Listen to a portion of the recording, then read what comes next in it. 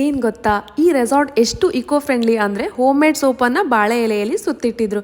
ನಾನು ಅದನ್ನು ಸ್ವೀಟ್ ಅಂತ ತಿಂದೇ ಬಿಟ್ಟಿದ್ದೆ. ಇಡೀ ದಿನ ಮೌತ್ ವಾಶ್ ಮಾಡಿದ್ರೂ ಸ್ಮೆಲ್ ಮಾತ್ರ ಹೋಗೇ ಇಲ್ಲ. This is Tanmatra. ಇದೊಂದು eco friendly luxurious resort. Traditional and sustainable living concept ಮೇಲೆ ಮಾಡಿರೋ ಈ ರೆಸಾರ್ಟ್ ಇರೋದು ಚಿಕ್ಕಮಂಗ್ಳೂರಲ್ಲಿ. ಮಣ್ಣಿಂದ ಮಾಡಿರೋ ಕಾಟೇಜ್ಗಳು ಎಷ್ಟು ತಂಪಾಗಿದೆ ಅಂದರೆ ಸಮ್ಮರ್ಲಿ ಸಿನೇ ಬೇಡ. ಶವರ್ ಏರಿಯಾ ಎಲ್ಲ ಕಂಪ್ಲೀಟ್ಲಿ ಕಲ್ಲಿಂದ ಮಾಡಿರೋದು. ಈ ಅಪ್ಸೈಕಲ್ಡ್ ವುಡನ್ ಮೆಟೀರಿಯಲ್ಸ್ ಎಲ್ಲ ಒಂಥರ ಓಲ್ಡ್ ಮಲ್ನಾಡ್ ವೈಬ್ ಕೊಡುತ್ತೆ.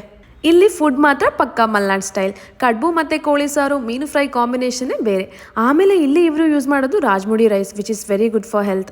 ಆ್ಯಕ್ಟಿವಿಟೀಸ್ ಅಂತ fish pond, playing area, nature walk ಎಲ್ಲ ಎಕ್ಸ್ಪ್ಲೋರ್ ಮಾಡೋಷ್ಟರಲ್ಲಿ ಸಂಜೆ ಆಗಿತ್ತು. ಸಂಜೆ ಆಗ್ತಿದ್ದಂಗೆ ಜೋರಾಗಿ ಮಳೆ ಬಂತು.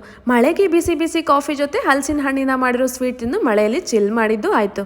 ಬೆಳಿಗ್ಗೆ ಎದ್ದು ಹರ್ಬಲ್ ಟೂತ್ ಪೌಡರ್ಲಿ ಬ್ರಷ್ ಮಾಡಿ ಬಿಸಿ ಬಿಸಿ ಕಾಫಿ ಕುಡಿದು ಬ್ರೇಕ್ಫಾಸ್ಟ್ ಮಾಡೋಣ ಅಂತ ಹೋದೆ. ಬ್ರೇಕ್ಫಾಸ್ಟ್ಗೆ ಹಲಸಿನ ಹಣ್ಣು ತಿಂದು ಮತ್ತೆ ಕಾಫಿ ಕುಡಿದೆ. ಸ್ವಲ್ಪ ಮಾರ್ನಿಂಗ್ ವಾಕ್ ಮಾಡಿ ಕುರ್ಕುರೆ ಜೊತೆ ಟೈಮ್ ಸ್ಪೆಂಡ್ ಮಾಡೋಷ್ಟರಲ್ಲಿ ಮಧ್ಯಾಹ್ನನೇ ಆಗಿತ್ತು. ಮಳೆ ಜಾಸ್ತಿ ಬಂದಿದ್ದ ಕಾರಣ ಜೀಪ್ ರೈಡ್ ಒಂದು ಮಿಸ್ ಆಯಿತು. ಸರಿ ಇನ್ನೂ ಹೊರಡೋಣ ಅಂತ ಬ್ಯಾಗ್ ಪ್ಯಾಕ್ ಮಾಡಿಕೊಂಡು ವಾಪಸ್ ಬರ್ತಾ ಇರಬೇಕಾದ್ರೆ ದೂರದಲ್ಲಿ ಮಾವಿನಕಾಯಿ ಕೊಯ್ತಾ ಇರೋದು ಕಾಣಿಸ್ತು. ಹೋಗಿ ನೋಡಿದರೆ ಕೈ ತುಂಬ ಮಾವಿನಕಾಯಿ ಹಿಡ್ಕೊಂಡು ಪುಟ್ಟ ಹುಡುಗ ನಿಂತಿದ್ದಾನೆ. ಹಾಗೆ ನನಗೆ 2 ಮ್ಯಾಂಗೋಸ್ ಕೊಟ್ಟ ಅವನಿಗೆ ಥ್ಯಾಂಕ್ಸ್ ಅಂತ ಹೇಳಿ ನಾವು ವಾಪಸ್ ಬಂದ್ವಿ.